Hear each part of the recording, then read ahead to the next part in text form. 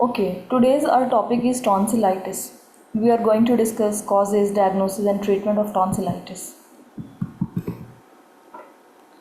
So, what is tonsillitis? Tonsillitis is basically inflammation or infection of the tonsils is medically termed as tonsillitis. Okay, tonsillitis क्या होता है? Tonsils की inflammation को simply medical terms में tonsillitis बोलते हैं. Tonsils अब क्या होते हैं? टॉन्सिल्स प्रोटेक्टिव ग्लैंड्स होते हैं that are situated on both sides in the throat.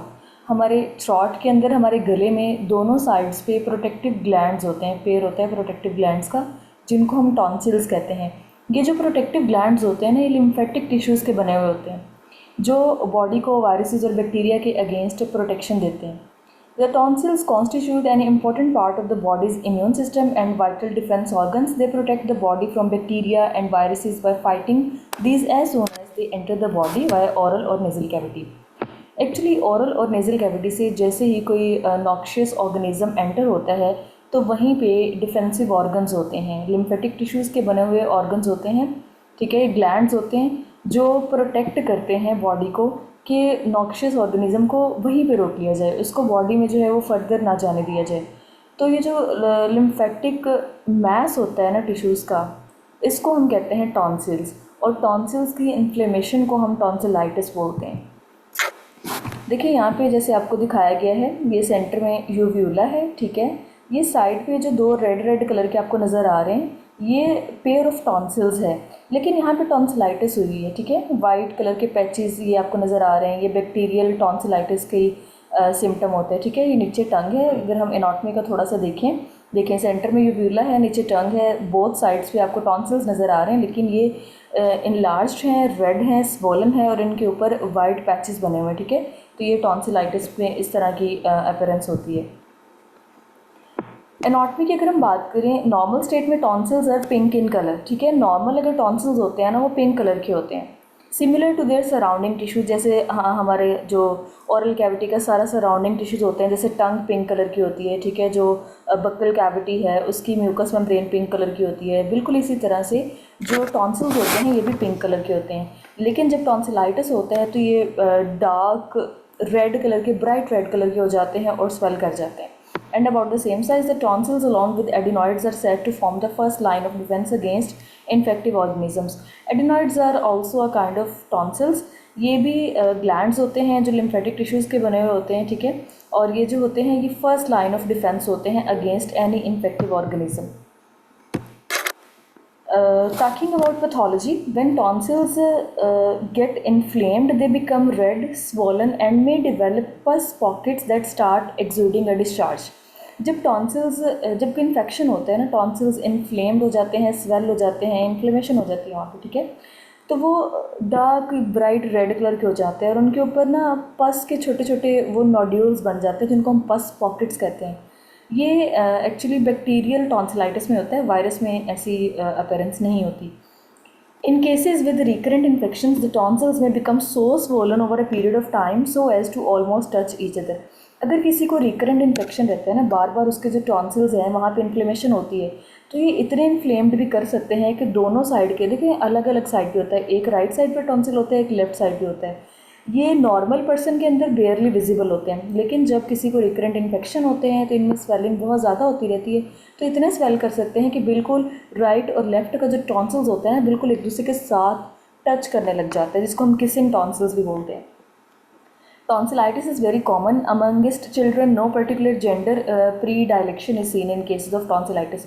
कोई जेंडर डिस्क्रिमिनेशन नहीं है, जितना ये मेल्स में कॉमन है उतना ही फीमेल्स में कॉमन हो सकता है और चिल्ड्रन में ये मोर कॉमन, ठीक है. ये देखिए यहाँ पे आपको दिखाया गया है नॉर्मल टॉन्सिल्स. अगर आप देखें ना, ये देखें, ये दोनों साइड्स पे, एक इस साइड है और एक इस साइड है, ऊपर सॉफ्ट पैलेट है, नीचे टंग है, सेंटर में यूव्यूल है, ठीक है. यहाँ पे देखिए ये पिंक कलर के टॉन्सिल्स हैं और दूसरा ये इतने ज़्यादा विजिबल नहीं है. और अगर आप इस साइड देखते हैं, ये इन्फ्लेम्ड टॉन्सिल्स आपको दिखाए गए हैं, सेंटर में यूव्यूला है, यहाँ पे देखिए सारा एरिया जो है वो ब्राइट रेड कलर का हुआ है, ठीक है. यहाँ टॉन्सिल्स के ऊपर वाइट कलर के एक्सुडेट बने हुए हैं, पस पॉकेट्स इनको हम बोलते हैं. कॉजेज़ की अगर हम बात करें तो इसकी बैक्टीरियल और वायरल इन्फेक्शंस हो सकते हैं, ठीक है. Can cause tonsillitis through droplet infection.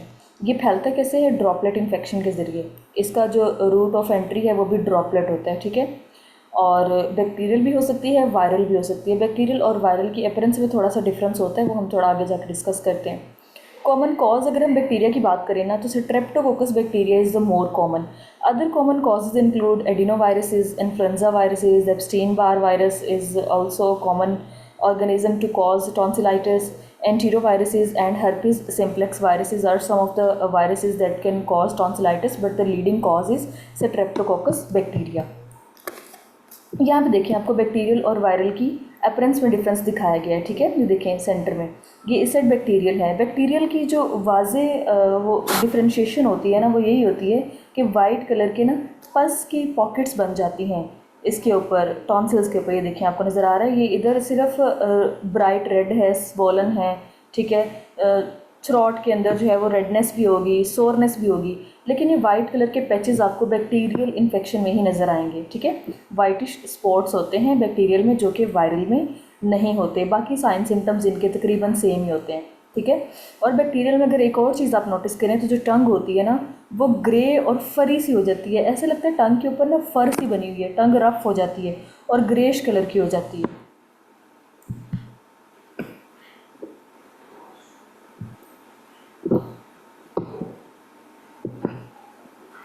Triggering factors अगर हम देखें टॉन्सिलाइटिस के, तो foods with artificial colours and preservatives causes तो हमने देख ली कि वायरसेस या बैक्टीरिया होंगे, लेकिन इनको ट्रिगर क्या चीज़ कर सकती है। ट्रिगर में कुछ पीनट्स होती हैं, कोल्ड फूड्स हो सकते हैं, कुछ को कोल्ड ड्रिंक पीने से, आइसक्रीम खाने से, किसी भी कोल्ड चीज़ की वजह से ना ये ट्रिगर कर सकता है। किसी को वेदर चेंजेस की वजह से ट्रिगर कर जाता है, एक्सट्रीमली कोल्ड क्लाइमेट से अगर एक्सपोजर होता है तब भी ये ट्रिगर हो सकता है। डैम्प वेदर में, जिसमें ऐसा इन्वायरमेंट जिसमें नमी बहुत ज़्यादा होती है, एयर ड्राई नहीं होती, तो ऐसे भी लोगों को जो है वो ये ट्रिगर हो सकता है इस इन्वायरमेंटल कंडीशन में भी। या जो लोग लॉट ऑफ पोल्यूशन से एक्सपोज्ड रहते हैं, उनमें भी पोल्यूशन एक ट्रिगरिंग फैक्टर होता है। सोर फ्रूट्स, लेमन, पाइनएप्पल, ग्रेप्स या ऑरेंजेस, कुछ लोग सोर फ्रूट्स भी एक उन लोगों के लिए ना ट्रिगरिंग फैक्टर होते हैं। कोई भी ऐसा खट्टा फ्रूट वो खाते हैं तो फ़ौरन से उनका जो है वो गला ख़राब हो जाता है, उनको टॉन्सिलाइटिस हो जाता है। सोर फ्रूट्स में लेमन, पाइनएप्पल, ग्रेप्स और ऑरेंजेस वगैरह इन्वॉल्व हैं। अगर हम साइंस की बात करें, साइंस में पहले भी थोड़ा बहुत डिस्कस हो चुका हुआ है। साइंस में देखें, जो टॉन्सिल्स होते हैं ना, वो रेड हो जाते हैं, ब्राइट रेड हो जाते हैं और अपने साइज़ में काफ़ी टाइम्स इंक्रीज़ हो जाते हैं। स्वोलन टॉन्सिल्स होते हैं। और अगर बैक्टीरियल टॉन्सिलाइटिस है तो वाइट स्पॉट्स आपको वाज़िया नज़र आएंगे टॉन्सिल्स के ऊपर बने हुए, ठीक है। उनके अंदर पस फील्ड होती है और वो जो होते हैं वो वहाँ से एक्सुडेट या डिस्चार्ज निकलता रहता है। लिम्फ नोड्स इनलार्ज हो जाती हैं नेक रीजन में, अगर नेक रीजन में भी इन्फेक्शन स्प्रेड हो गया है। बैड और फाउल ब्रेथ होती है, कफ होती है, नोज़ रनी हो जाती है, ठीक है। सिम्टम्स की अगर हम बात करें तो सिम्टम्स में सबसे पहले जो है वो थ्रॉट में सोरनेस आती है, ऐसा लगता है जैसे गले में खराश और गले में दर्द से स्टार्ट हो जाती है। डिफ़िकल्टी होती है स्वैलो करने में, या स्वैलविंग पेनफुल हो जाती है। कोई भी अगर इंडिविजुअल खाना खाने की कोशिश करता है या वो कुछ पीता है तो उसको जो है वो निगलने में बहुत पेन होता है। पेन और discomfort while swallowing saliva, even saliva swallow करने में भी उसको पेन फील होता है। वॉइस चेंज हो जाती है, pain in the ears due to common nerve supply of the back of throat and ears. Actually जो थ्रॉट की बैक होती है ना और जो ईयर होती है, इनकी नर्व सप्लाई कॉमन होती है। तो जब गला ख़राब होता है ना, अक्सर आप लोगों ने भी नोटिस किया होगा, साथ में लोगों को कान में भी दर्द स्टार्ट हो जाती है। हेडेक हो सकता है, malaise, tiredness, difficulty in taking feeds in babies, this may be the sole indicator in some cases of tonsillitis in infants. बच्चों में जो है ना वो अक्सर ऐसे होता है कि उनके साइन सिम्टम्स अडल्ट से डिफ़र ही कर रहे होते हैं। तो बेबीज़ में अक्सर ऐसे हो सकते हैं कि और कोई भी साइन सिम्टम शो नहीं होता। मसला सिर्फ ये होता है कि बेबी जो है वो प्रॉपर फीड नहीं करता, ठीक है। तो ये भी एक मेजर साइन हो सकता है कि इंडिकेटर हो सकता है कि बेबी को टॉन्सिलाइटिस है। इसकी फर्दर इवेलुएशन करवानी चाहिए। नेक्स्ट कुछ टाइप्स यहाँ पे डिस्कस होंगी टॉन्सिलाइटिस की। यहाँ पे मेरे पास टाइप है कैट्रल टॉन्सिलाइटिस। कैट्रल टॉन्सिलाइटिस क्या होता है? When tonsils are inflamed as a part of the generalised infection of the oropharyngeal mucosa, it is called catarrhal tonsillitis. इसमें ये होता है कि जो टॉन्सिलाइटिस है ना, वो सिर्फ टॉन्सिल्स की इन्फ्लेमेशन नहीं हुई, सिर्फ टॉन्सिल्स में इन्फेक्शन नहीं है, ठीक है। ओवरऑल पूरी जो ओरोफिरेंजियल कैविटी थी ना, उसमें इन्फेक्शन हुआ है। देखिए पूरी की पूरी कैविटी में इन्फेक्शन हुआ है, उसी के साथ में टॉन्सिल्स भी इन्फ्लेम्ड कर गए हैं। ठीक है। पूरी ओरल कैविटी में इन्फेक्शन होने की वजह से साथ में टॉन्सिल्स को भी इन्फेक्शन हो गया है, टॉन्सिल्स भी इन्फ्लेम्ड हो गए हैं, तो इसको हम कहते हैं कैटरल टॉन्सिलाइटिस। ठीक है। Generalised infection of the oropharyngeal mucosa, पूरी जो ओरोफिरेंजियल म्यूकोजा है ना, इसका जनरलाइज्ड इन्फेक्शन होता है, इसको हम कहते हैं कैटरल टॉन्सिलाइटिस। फिर हमारे पास होती है एक मेम्ब्रेनस टॉन्सिलाइटिस।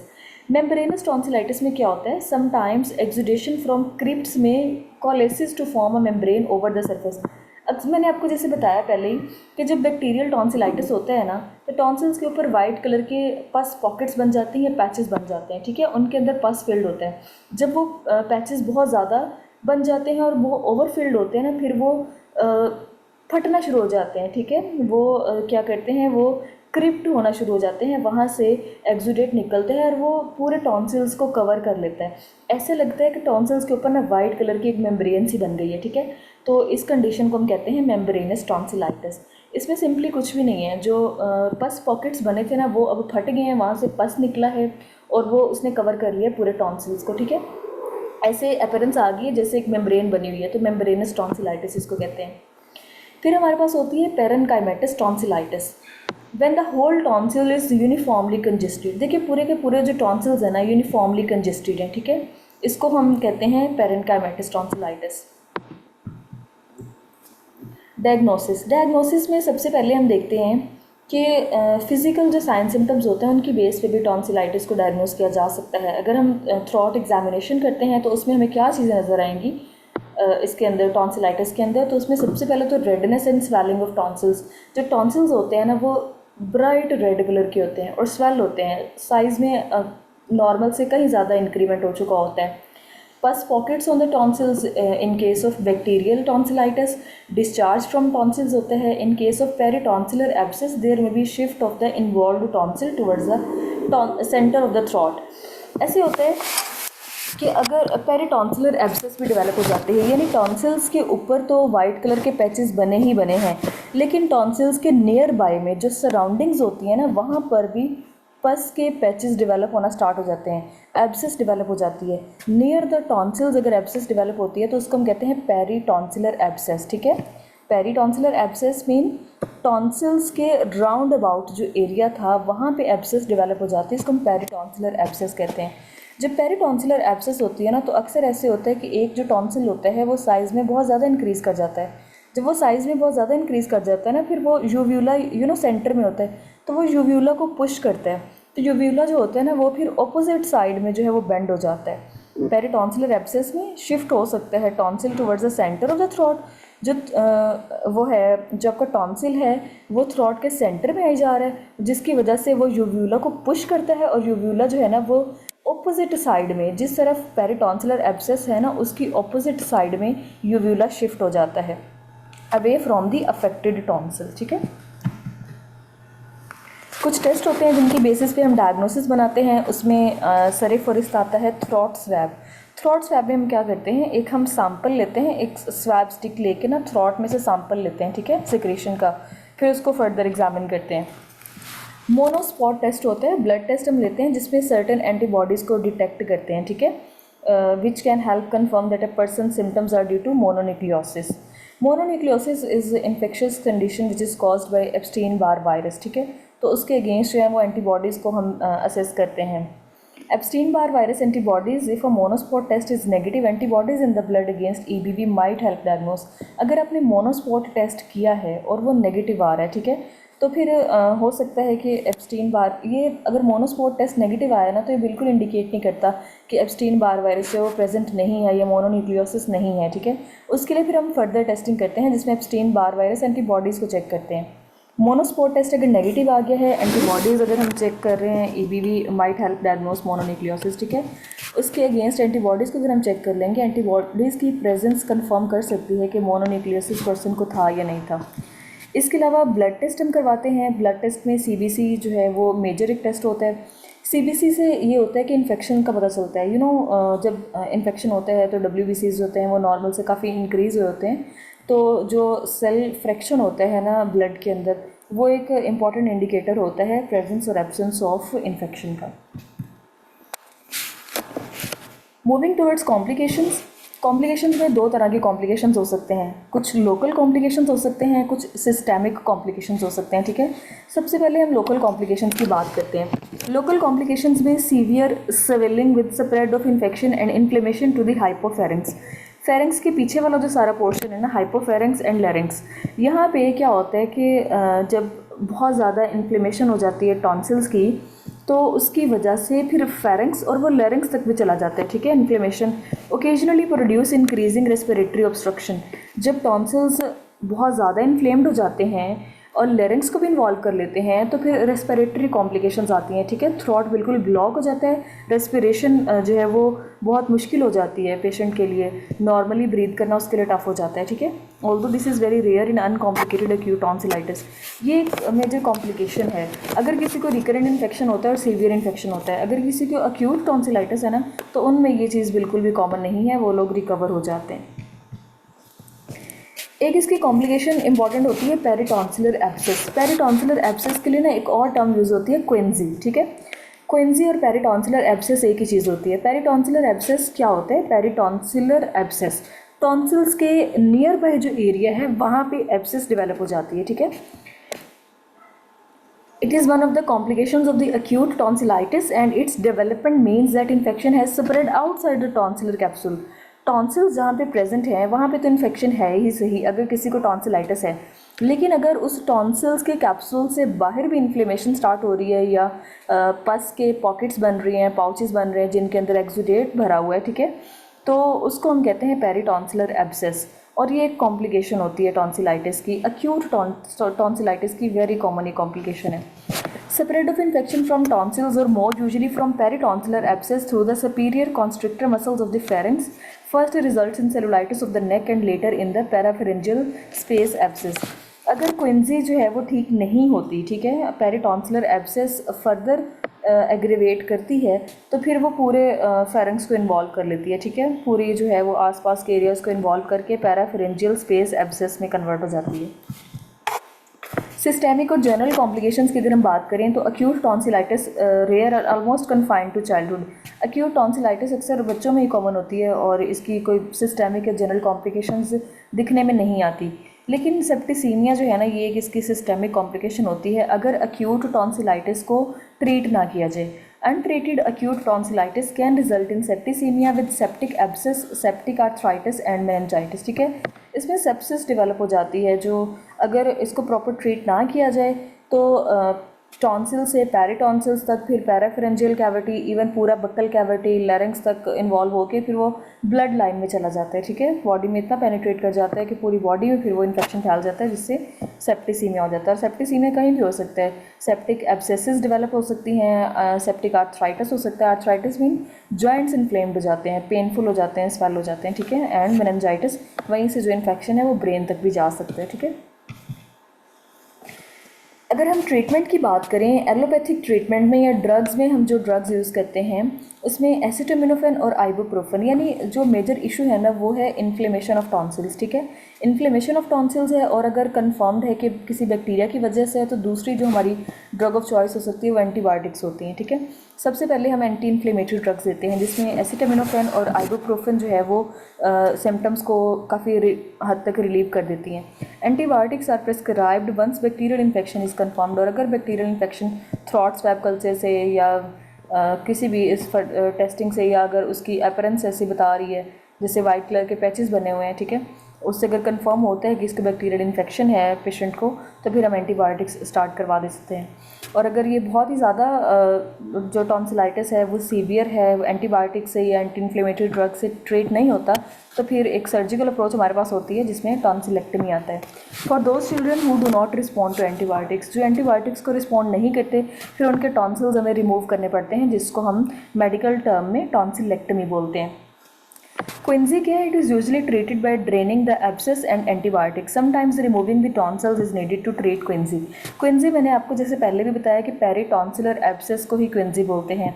अगर पेरिटॉन्सिलर एब्सेस जो है वो ज़्यादा सीवियर हो गया है कि एंटीबायोटिक्स से ट्रीट नहीं होता तो फिर हमें वहाँ से पस एस्पिरेट करना पड़ती है, ठीक है। और अगर फिर भी जो है वो ज़्यादा कॉम्प्लिकेटेड कंडीशन है तो फिर हमें टॉन्सिल्स को रिमूव करना पड़ता है।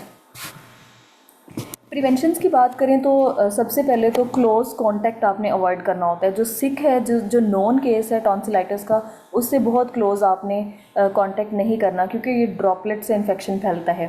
Keep children away from kids who are known to have the tonsillitis और अ सोर थ्रोट। अपने बच्चों को ऐसे बच्चों से आपने दूर रखना है जो नॉन केसेस हैं, जिनका कंफर्म है कि इनको टॉन्सिलाइटिस है, ठीक है। Remind kids about the importance of proper hand washing, especially when around people who appear to be sick. बच्चों को ये सिखाना बहुत ज़रूरी होता है कि प्रॉपर हैंड वॉशिंग या हैंड हाइजीन कितनी इंपॉर्टेंट है, और ख़ास तौर पे उन लोगों के आसपास जब आप मौजूद हों जो अपेरेंटली सिक हैं, ठीक है, जो दिखने में बीमार हैं, उन लोगों के आसपास जब आप होते हैं तो फिर आपके लिए ज़रूरी होता है कि अपनी प्रोटेक्शन खुद करें, हैंड हाइजीन का ख्याल रखें, फ्रीक्वेंटली हैंड वॉशिंग करते रहें। Wash and disinfect surfaces and toys.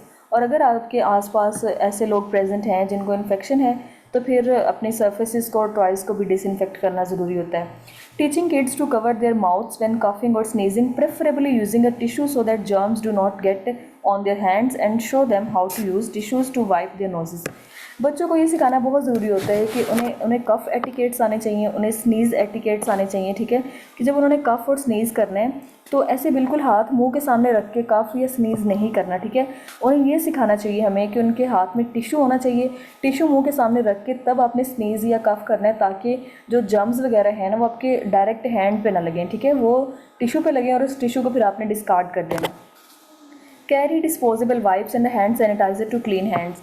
ये हमें जो है वो सबके लिए बहुत अच्छी प्रैक्टिस है कि अपने आसपास ऑल टाइम सैनिटाइज़र रखें, अपने हैंड्स को बार बार क्लीन करते रहें, या डिस्पोजेबल वाइप्स हमारे पास होने चाहिए कि जब भी उनकी ज़रूरत पड़े, या जब भी आप जो है ना वो किसी ऐसे आसपास के किसी नॉन केस से जब आप कांटेक्ट में आ जाएं तो उसके बाद फ़ौरन से अपना जो है वो अपनी हाइजीन प्रैक्टिस करें, ठीक है। Hope you understand the topic. Thank you so much.